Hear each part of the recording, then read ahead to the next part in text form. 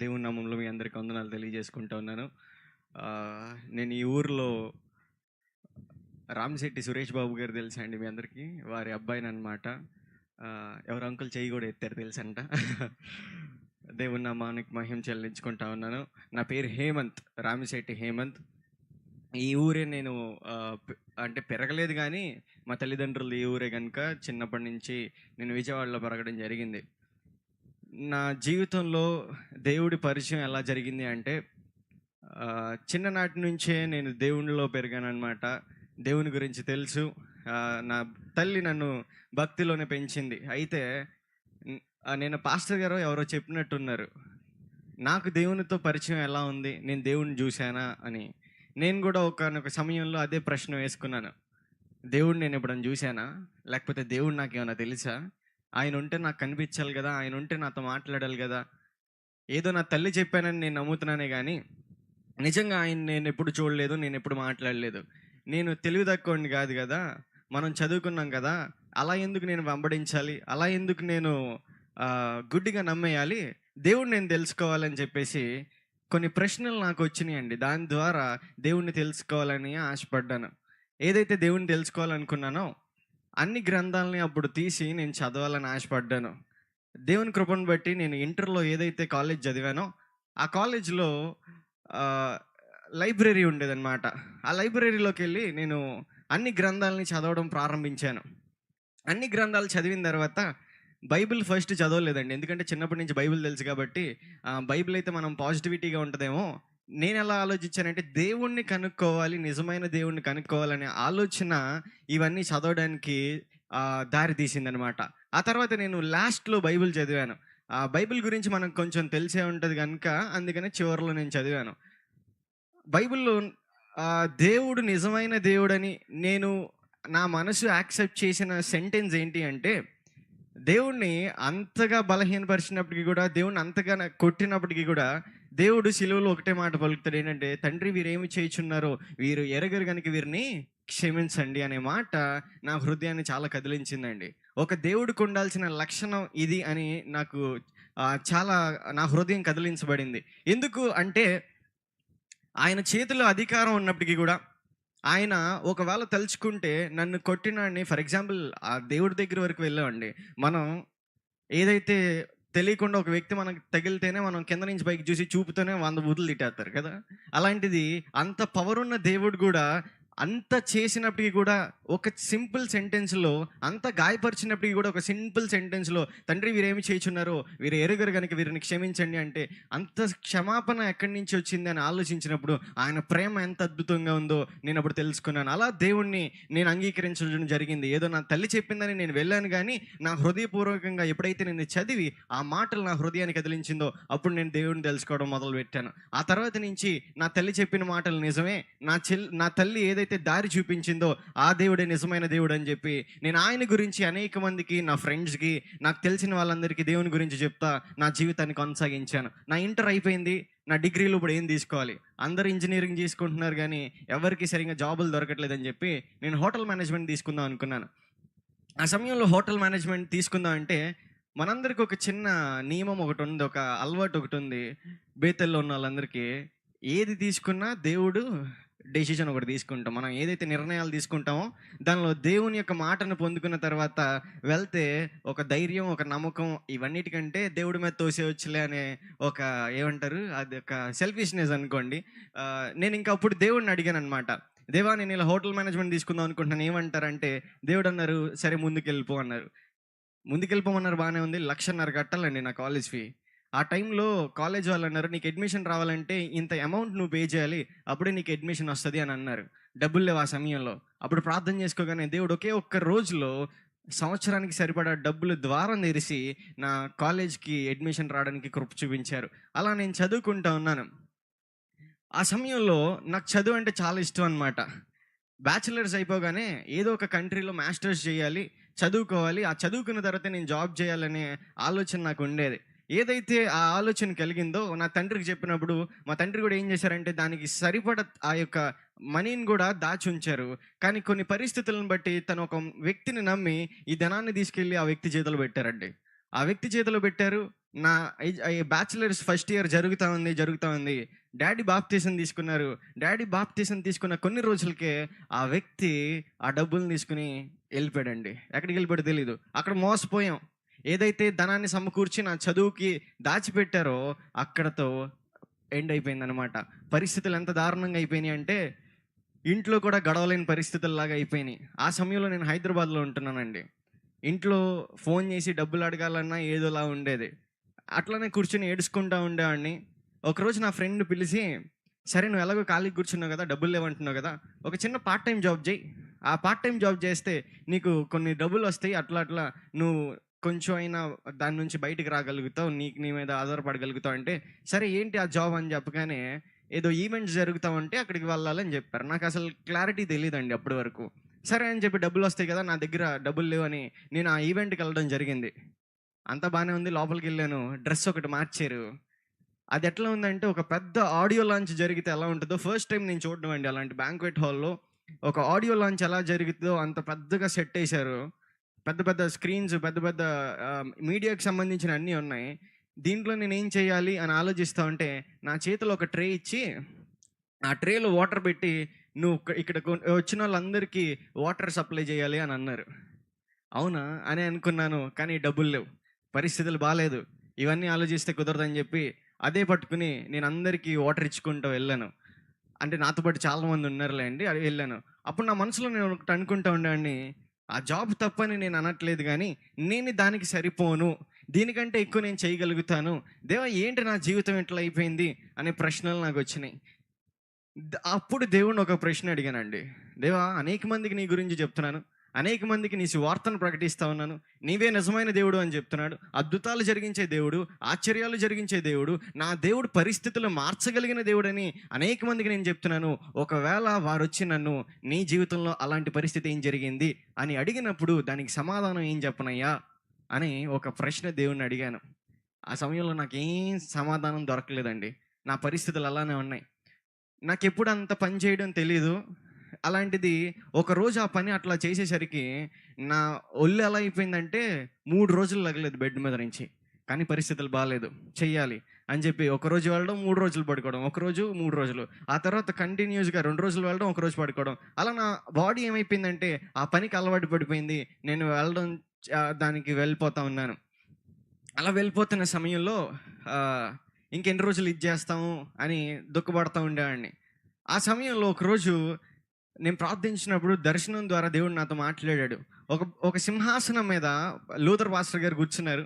నేను అక్కడికెళ్ళి బాధపడుతూ ఉన్నాననమాట. అది ఎట్లా ఉందంటే లాయర్ అది జడ్జి ఎట్లా ఉంటదో అలా ఉంది. నేనక్కడ వారి యొక్క టేబుల్ బయట కింద నుంచుని ఏడుస్తా ఉంటే ఆయన అన్నారు, "నువ్వు బాధపడకు, నిన్ను నేను చదివిపిస్తానని" చెప్పి ఒక పేపర్స్ మీద సిగ్నేచర్ చేసి అలా స్టాంప్ వేసినట్టు నాకు దర్శనం కనిపించింది. ఇంకప్పుడు సంతోషం కలిగింది. హమ్మయ్య! దేవుడు నన్ను చదివిపిస్తానన్నారు. పాస్టర్ గారికి చెప్పాను. ఇది దేవుని యొక్క సూచన అన్నారు. సరే అని చెప్పేసి సంతోషం వేసింది.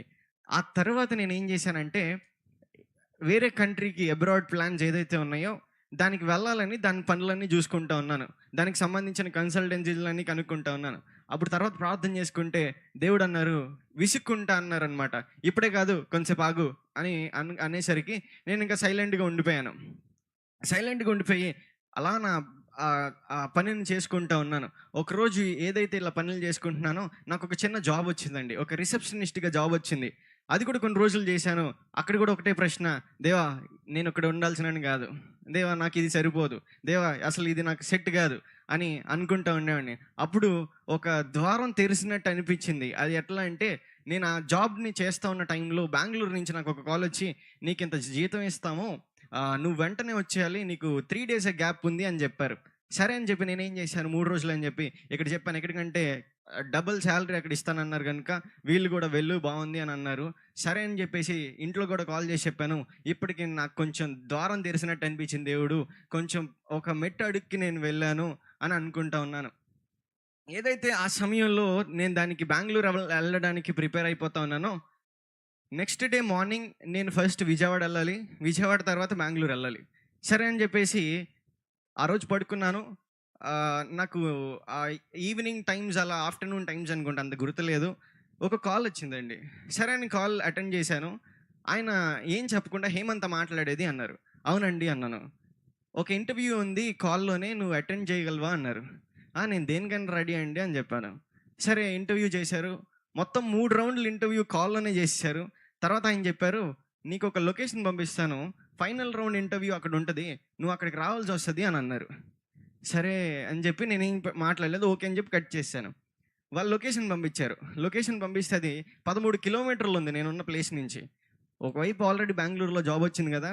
ఈ 13 కిలోమీటర్లు ఎవడెళ్తాడురా ఇప్పుడు అని చెప్పేసి నేనసలు డిలీట్ చేసేసానండి దాన్ని. డిలీట్ అంటే లైక్ నా మైండ్‌లో నుంచి క్లియర్ చేసేసాననమాట.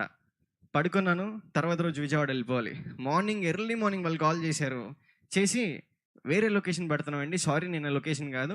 ఈ లొకేషన్‌కి మీరు వెళ్ళండి అని చెప్పినప్పుడు ఆ లొకేషన్ మీద నొక్కితే నాట్ ఈవెన్ ఎ కిలోమీటర్ కూడా లేదండి. ఒక కిలోమీటర్ కూడా లేదు. ఆ సమయంలో సర్లే మనకి ఎప్పుడు వాక్ ఇన్ ఇంటర్వ్యూ ఎక్స్‌పీరియన్స్ లేదు కదా! ఒకసారి వెళ్దాం అని చెప్పి వాళ్ళు పెట్టిన లొకేషన్‌కి నేను వెళ్ళాను.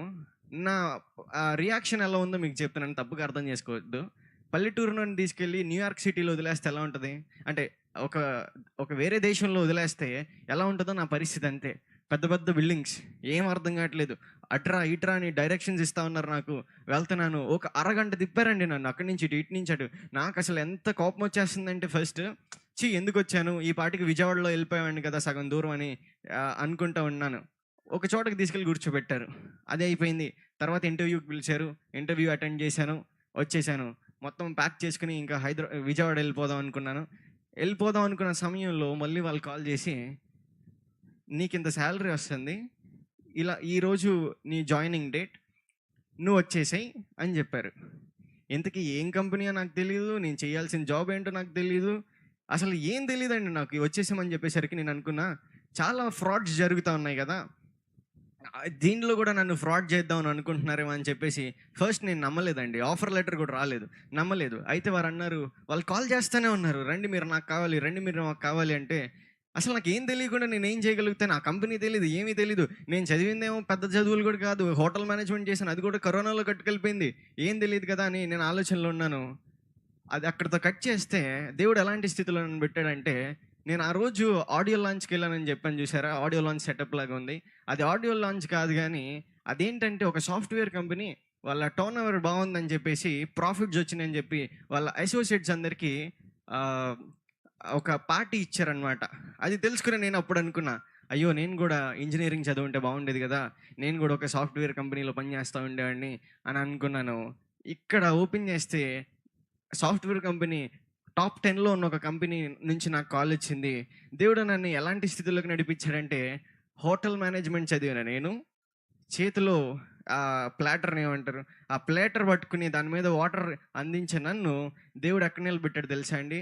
ఒక టాప్ 10 కంపెనీ సాఫ్ట్‌వేర్ ఇండస్ట్రీస్ ఉంటే, ఆ సీఈఓని 3 సార్లు కలిసానండి. ఆ సీఈఓని 3 సార్లు కలిసాను.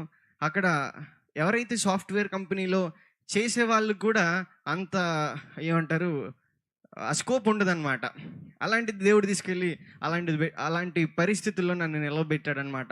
ఒక చిన్న 2 ఉదాహరణలు ఇస్తాను. ఆహ్, ఆహ్, నేను చేసిన కంపెనీ కాగ్నిజెంట్ అనమాట. ఆ కాగ్నిజెంట్‌లో హైదరాబాద్‌కి ఒక హెడ్ ఉంటారనమాట. అంటే సెంటర్ హెడ్ అని పిలుస్తారు. ఒకరోజు నేను కంపెనీ నుంచి మానేద్దాం అని అనుకుంటున్నా. కంపెనీ నుంచి మానేద్దాం అని అనుకున్నప్పుడు ఆవిడ జీతం ఎంత ఉంటదో తెలుసా అండి? రూ.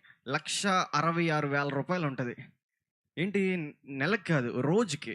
9 గంటలకి 1,66,000 అక్షరాల సాలరీ ఆవిడది. అలాంటి ఆవిడ ఎంత బిజీగా ఉంటారో ఒకసారి చూసుకోండి. ఆవిడ చాలా చాలా పెద్ద కనెక్షన్స్ ఉన్న ఆవిడ. నా కోసం 15 నిమిషాలు వెయిట్ చేసి హేమంత్‌తో మాట్లాడాలని ఎదురు చూసారంటే, నాకసలు నిజంగా ఒక్కసారి ఇవన్నీ ఆలోచించినప్పుడు అలా పెద్ద పెద్ద స్ నా కొలీగ్స్ ఎవరో ఉండరండి. ఎస్‌విపిలు అంటే సీనియర్ వైస్ ప్రెసిడెంట్స్ ప్రాజెక్ట్స్‌కి, లేదంటే వైస్ ప్రెసిడెంట్స్ ప్రాజెక్ట్స్‌కి, ఎగ్జిక్యూటివ్ వైస్ ప్రెసిడెంట్స్ ఎవరైతే సీఈఓ కింద 3 లెవెల్‌లు ఎవరైతే ఉంటారో వాళ్ళందరూ నా కొలీగ్స్‌గా ఉండేవాళ్ళు. ఆ పరిస్థితులు చూస్తున్న నేను ఒకటే ప్రశ్న వచ్చేది నా మైండ్‌లో. నా స్థితి ఏంటి? నేను చదివిందేంటి? అసలు నేనున్నదెక్కడ? అందరూ నన్ను ఒకటే అంటా ఉండేవాళ్ళు. "ఏంటి 10థ్ క్లాస్ చదివేసి డైరెక్ట్‌గా నీకు జాబ్ వచ్చేసిందా?" నాతో కొలీగ్స్ ఎవరైతే వర్క్ చేస్తా ఉంటారో వాళ్ళందరూ నాకంటే చాలా పెద్దవాళ్ళండి. అలాంటి స్థితిలో దేవుడు నన్ను పెట్టాడు. నేనప్పుడు ఎప్పుడు నాకు ఆ ప్లేస్‌లో నేను ఆఫీస్‌లోకి వెళ్తున్నప్పుడు ఒకటే అనుకుంటా ఉండేవాడిని. అసలు నేను ఈ స్థితిలో ఉండాల్సిన వాడిని కాదయ్యా! ఏదైతే నీ మార్గంలో నన్ను నడిపించావో, నా ఊహకందలేని కార్యములు చేశావని దేవుడిని ఎంతగానో స్తుతిస్తా ఉండేవాడిని. నేను మర్చిపోయాను గానీ, దేవుడు నాకిచ్చిన వాగ్దానాన్ని, నాకిచ్చిన మాటను మర్చిపోలేదు. ఏదైతే అబ్రాడ్ నేను చదివిపిస్తాను, స్టాంప్ ఏసి సంతకం పెట్టిన దేవుడున్నాడో, నేను నా వర్క్స్‌లో బిజీగా ఉన్నాను. నేను వీటిల్లో ఈ ఈ కంపెనీలో చేసుకుంటే చాలా బిజీగా ఉంటే, ఒకరోజు దేవుడు చెప్పాడు, "నీ ప్రాసెస్‌ను ప్రారంభించు" అని. సరే అని చెప్పి నేనేం చేశాను, ఒక 2 కంట్రీస్ ఉండేదనమాట నా మైండ్‌లో. ఒకటి అంటే యూకే పెట్టుకున్నాననమాట. యునైటెడ్ కింగ్డమ్ వెళ్ళాలి. అమెరికా అంటే అయ్యో! నా స్తోమత అంత లేదు. నా బ్యాక్‌గ్రౌండ్ అంత లేదు. ఇప్పుడు అమెరికా వెళ్ళాలంటే ఎంత లేదన్నా రూ. 50,00,000 కావాలి. అదే యూకే అయితే ఒక రూ. 30,00,000లో చేసేయొచ్చు. కొంచెం బడ్జెట్‌గా ఉంటది అని చెప్పేసి నేను యునైటెడ్ కింగ్డమ్ వెళ్దామని ప్రారంభించాననమాట. ప్రారంభించినప్పుడు దేవుడు మరలా చెప్పాడు నాకేంటంటే, "నువ్వు యూకే కాదు, నువ్వు అమెరికా వెళ్ళాలి" అని. నేనప్పుడు అనుకున్నాను, నాకసలు అమెరికా అంటే ఫస్ట్ నుంచి అరే! చాలా ధనం గదా! ఎందుకు ఆలోచించానంటే, నాకు అక్కుంది. అక్క పెళ్లి జేయాలి. నేనే ఇప్పుడు అంతంత అమౌంట్ పెట్టేసుకుంటే, ఆవిడ జీవితం ఏమవుద్దని జెప్పి ఎప్పుడూ ఆలోచిస్తూ ఉండేవాడిని. కానీ దేవుడన్నాడు, "అమెరికానే వెళ్ళు." నాకస్సలు ఇష్టం లేదండి. అసలు ఇష్టం లేదు అమెరికా. 3 సార్లు జెప్పాడు, "అమెరికా వెళ్ళు, అమెరికా వెళ్ళు, అమెరికా వెళ్ళు." ఏదైతే అది చెప్పారో నాకసలు ఇంట్రెస్ట్ పోయి ఫస్ట్ నేనెక్కడికెళ్ళనని చెప్పి నా జాబ్ నేను జేసేసుకుంటా ఉన్న టైంలో ఒక దర్శనం నాకొచ్చింది. ఏంటంటే లూథర్ గారు కాల్ చేసి నాకు దర్శనంలో కాల్ చేసి, "హన్ను నిన్నొక ప్లేస్‌కి తీసుకెళ్దాం అనుకుంటున్నాను. రెడీ అయ్యుండు" అని జెప్పారు. నేనేం జేశాను, ఆహ్, కొంచెం సేపు తర్వాత కాల్ చేసి, "అన్న నేను రెడీ అయిపోయానన్నా" అని జెప్తే, ఆయనన్నారు, "నువ్వు సిద్ధంగా లేవు గాబట్టి నేనెళ్ళిపోయాను" అని జెప్పారు. వచ్చిన తర్వాత దర్శనం నెక్స్ట్ మార్నింగ్ చేసి చెప్పినప్పుడు నాకర్థమైపోయింది. దేవుడు నన్ను ఒక ప్లేస్‌కి సిద్ధపరుస్తుంటే, నేను వెళ్ళకుండా లేట్ చేస్తున్నానని. ఎందుకు దేవుడితో పెట్టుకోవడం అని చెప్పి. ఎందుకంటే దేవుడు మార్గంలో వెళ్ళినప్పుడు నేనెప్పుడు ఓడిపోలేదు కానీ జయమే వచ్చిందని చెప్పేసి, నేను తర్వాత రోజే ఎగ్జామ్స్‌కి కట్టేశాననమాట. ఎగ్జామ్‌కి ఎంట్రన్స్ ఎగ్జామ్స్‌కి వీటిలకి పేమెంట్ చేసేశాను. అలా దేవుడు నడిపించుకుంటూ వచ్చాడు. నాకసలు ఎట్లా ఉందంటే అసలు ఇంట్రెస్ట్ రావట్లేదండి. అసలు దాని మీద ఆలోచన గూడా రావట్లేదు. జాబ్ చేసుకుంటున్నాను గదా! చాలు. నాకు అమెరికా ఎళ్ళడం ఇష్టం లేదు. ఇష్టం లేదు, ఇష్టం లేదు అని అనుకుంటూ ఉన్నాను. అయితే అలా నాకు అడ్మిషన్స్ వచ్చినియనమాట. ఒక 2 కాలేజీల నుంచి నాకు అడ్మిషన్స్ వచ్చినియి. ఒక కాలేజేమో సంవత్సరానికి 16,00,000 ఎంత లేదన్నా 2 సంవత్సరాలు ఒక 30,00,000 లోపు అయిపోద్దనమాట. ఇంకొక కాలేజ్ ఏంటంటే సంవత్సరం ట్యూషన్ ఫీజు మాత్రమే ఆహ్, సంవత్సరం ట్యూషన్ ఫీజు మాత్రమే 30,00,000 కాదనుకోండి. 30,00,000 రూపాయలనమాట. సంవత్సరం ట్యూషన్ ఫీజు మాత్రమే. 2 సంవత్సరాలకి ఫీజు, ఆ తర్వాత ఎక్స్‌ట్రా అమౌంట్స్ ఇవన్నీ యేసుకుంటే ఎంత లేదన్నా 80,00,000 వెళ్ళిపోతుంది. ఈ రెండిట్లో నేను చూసుకుంటే చిన్నదుంది గదా! ఓ 30,00,000 50,00,000లో అయిపోద్ది. దాన్ని నేను చేసుకొని వెళ్ళిపోదాం అనే ఆలోచనతో ఉన్నాననమాట. ఆ సమయంలో లోన్‌కి పెట్టేసుకున్నా. నేనేమనుకున్నా 80,00,000 ఏదైతే ఉందో దానికి లోన్‌కి పెట్టుకుంటే ఈ 50,00,000ది సింపుల్‌గా అయిపోద్దని జెప్పి నేను ఆ లోన్ పెట్టుకోవడం జరిగింది. ఆ లోన్ పెట్టుకున్నా. లోన్ వాళ్ళన్నారు 2 రోజుల తర్వాత నేనే ఫోన్ చేశాను. "ఏమైందండి?" అంటే, "నీకు లోన్ రాదు బాబు" అన్నారు. "ఎందుకండి?" అని అడిగితే, "మీ డ్యాడీ పేరు మీద ఒక లోన్ ఉంది. అది పెద్ద అమౌంటు. ఆ లోన్ మీరు కట్టలేదు" అన్నారు. నాకప్పుడు అర్థం కాలేదు. లోన్ ఎక్కడి నుంచి తీసుకున్నాం? ఈ లోన్ ఏమి లేదండి అంటే, అప్పుడు తెలిసిందేంటంటే, ఒక 2 సంవత్సరాల క్రితం మా డ్యాడీ ఒక వ్యక్తిని నమ్మి మా డ్యాడీ పేరు మీద లోన్ తీసుకున్నారు. ఆ వ్యక్తి అది కట్టకుండా ఎటో వెళ్ళిపోయాడండి. అది ఇప్పుడు నాకు ఎఫెక్ట్ అయిందని. ఇంకా ఏ బ్యాంక్ దగ్గరికెళ్ళినా, మీ డ్యాడీ సిబిల్ స్కోర్ లేదు, నీకు లోన్ రాదు. మీ డ్యాడీ సిబిల్ స్కోర్ లేదు, లోన్ రాదు. కొన్ని బ్యాంక్స్ వచ్చినాయి, ప్రైవేట్ బ్యాంక్స్. వాళ్ళేమన్నారంటే, ఇస్తాం, కాంప్లెక్స్ ఇంట్రెస్ట్ ఉంటది. అది ఎట్లా ఉంటదంటే, దగ్గర దగ్గర రూ. 1,50,00,000 నేను తిరిగి కట్టాల్సొస్తది. నా స్థితి అట్లా లేదని జెప్పేసి నేను బాధపడతా ఉన్నాను. ప్రార్థన చేసుకుంటా ఉన్నాను. ఆ సమయంలో ఏదైతే ప్రార్థన చేసుకుంటున్నానో, ఒకవైపు భయం, ఇంకోవైపు సంతోషం. హమ్మయ్య! ఇప్పుడు క్యాన్సెల్ అయిపోద్దేమో అని. ప్రార్థన చేసుకుంటా ఉంటే, దేవుడు నాకు చూపించిందేంటో తెలుసా? పెద్దదేదైతే ఉందో, ఆ పెద్ద కాలేజ్‌దే నువ్వు చేసుకో అన్నారు. ఒకవైపేమో లోన్ రాలేదు. ఇంకోవైపేమో దేవా నువ్వు అది చేసుకో అంటున్నావు. నాకసలు ధైర్యం సరిపోవట్లేదయ్యా ఫస్ట్. నువ్వేం చేద్దాం అనుకుంటున్నావు అవన్నని నేను ఎంతగానో ఆహ్, భయపడుతున్నాననమాట. ఆ సమయంలో ఒకరోజు నేను ప్రార్థన చేసుకుంటున్నాను. మోకరించాను. నా ఫోన్‌లో ఒక చిన్న టింగ్ అని మెసేజ్ వచ్చిందండి. ఏంటండి అని చూస్తే మెయిల్ ఒకటొచ్చింది. ఆ మెయిల్ ఓపెన్ చేశాను. నాకు సంవత్సరానికి $11,000 స్కాలర్‌షిప్ వచ్చిందని ఆ మెయిల్ చూసాను. నేను నమ్మలేకపోయాను. ఎందుకంటే స్కాలర్‌షిప్ 5,000, 6,000 అట్లా వస్తది. ఎంత ఎక్కువైనా $11,000 అంటే మామూలు విషయం కాదు. అది కూడా సంవత్సరానికి. ఎంతో నేను సంతోషపడ్డాననమాట. అసలు ఫస్ట్ నమ్మలేక అందరికి చూపిచ్చాను. వాళ్ళందరూ ఓకే అవును నిజమే అన్నారు. సంతోషపడ్డాను. అయిపోయింది. ఇలా వెళ్తా ఉంటే దేవుడు మళ్ళీ లోనుకి కూడా ఒక ద్వారం తెరిచాడనమాట. ఏదైతే లోనుకి ద్వారం తెరిచాడో అంతా ఉంది, క్యాలిక్యులేషన్స్ అంతా వేసుకున్న తర్వాత ఒక ఒక 2-3 లాక్స్ నాకు తేడా వచ్చిందనమాట. ఈ లోన్ అమౌంట్ వచ్చినప్పటికి కూడా ప్రార్థన చేసుకున్నా, దేవా ఇప్పటివరకు నడిపించావు, అసలు నేను దేంట్లో జోక్యం చేసుకోవట్లేదు, అన్నీ నీ చేతిలో పెట్టేస్తున్నాను, నా పని నేను చేసుకుంటున్నాను అని ఏదైతే దేవుని చేతిలో పెట్టానో, లోన్ అమౌంట్లో ఎంతైతే తగ్గిందో తర్వాత మళ్ళీ కాలేజ్ నుంచి ఒక మెయిల్ వచ్చింది, నీకు అంత స్కాలర్షిప్ వచ్చిందని చెప్పి. నాకెంతో సంతోషం వేసిందనమాట. మన దేవుడు పరిస్థితులు మార్చగలిగిన దేవుడని నా జీవితంలో రుజువుపరుచుకున్నాడు. అలా నా జీవితాన్ని దేవుడు నేను ఊహించలేదు ఎప్పుడు. నా జీవితాన్ని నేను అసలు ఇమాజిన్ కూడా చేసుకోలేదు. హోటల్ మేనేజ్మెంట్ చదివి నేను ట్రేలో పట్టుకున్న నన్ను అలా సీఈఓలతో కలిపి ఇప్పుడు అమెరికా దేశానికి తీసుకెళ్తా ఉన్నాడు. 20 వచ్చే మండే నేను వెళ్తున్నానమాట. నా గురించి ప్రార్థన చేయండి. ఒక 3 విషయాలు నా సాక్ష్యం ద్వారా మీకు తెలియపరచాలని ఆశపడతా ఉన్నాను. మొట్టమొదటిగా, నీ దేవుడు ఏదైతే నువ్వు నమ్ముకున్న దేవుడు ఉన్నాడో, యేసు ప్రభువు వారు అనేవారు నువ్వు ఆధారపడగలిగిన దేవుడు అనమాట. రెండవది, నీ పరిస్థితుల్ని మార్చగలిగిన దేవుడు. మూడవదిగా, నువ్వు ఏదైతే ఆయన మీద ఆధారపడి ఏదైతే ఆయన మీద విశ్వాసం ఉంచావో ఆయన నీ తల ఎత్తేవాడిగా ఉంచుతాడే కానీ నీ తల దించేవాడిగా కాదు. ఈరోజు నేను నా ఫ్యామిలీ మెంబర్స్లోనే కానివ్వండి, నా ఫ్రెండ్స్లోనే కానివ్వండి, ఏదో గర్వంతో నేను చెప్పట్లేదు, కానీ ఎప్పుడు దేవుడు నా తల దించుకునే స్థితిలో పెట్టలేదు. కానీ ఏదైతే ఆయన మార్గాన్ని, ఏదైతే ఆయన్ని నేను నమ్ముకున్నానో, ఆయన పనిని నేను ప్రారంభించాను, నా పని ఆయన ముగిస్తూ ఉన్నాడు. దేవుడు నా జీవితంలో చేసిన సాక్ష్యాన్ని బట్టి మీ అందరికీ వందనాలు తెలియజేసుకుంటా ఉన్నాను. Thank you so much. Praise the lord. Hallelujah. మేలు చేసిన దేవునికి మనమందరము కూడా ఆ యొక్క కుమారుడు బట్టి, తన జీవితంలో చేసిన గొప్ప కార్యాలను బట్టి దేవునికి